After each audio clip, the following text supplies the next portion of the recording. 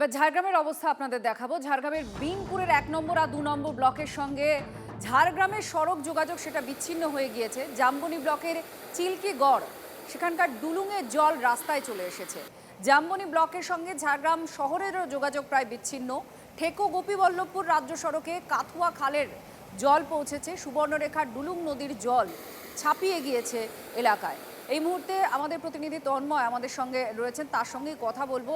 তন্ময়, সব থেকে বেশি ক্ষতিগ্রস্ত মনে হয় বিনপুর ব্লকই। তুমি দাঁড়িয়েও রয়েছো এই মুহূর্তে বিনপুর থেকে আমাদের সঙ্গে সরাসরি। কি অবস্থা?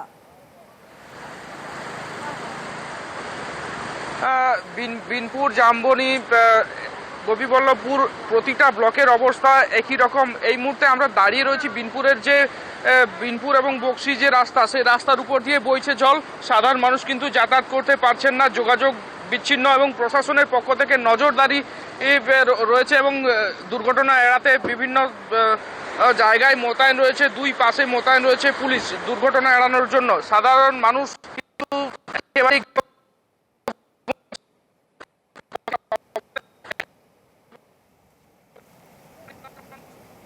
ওভারব্রিজে পরিণত করা হয়, তাহলে হয়তো তাদেরকে এই দুর্ভোগে, বর্ষার সময় যে দুর্ভোগটা, সেই দুর্ভোগে কিন্তু করতে হতো না। এবং দাবি জানাচ্ছেন দ্রুত যেন এই ব্রিজ করে দেওয়া হয়।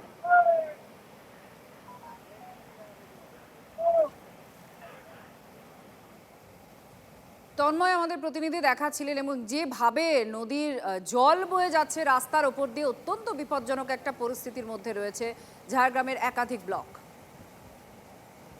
নাগা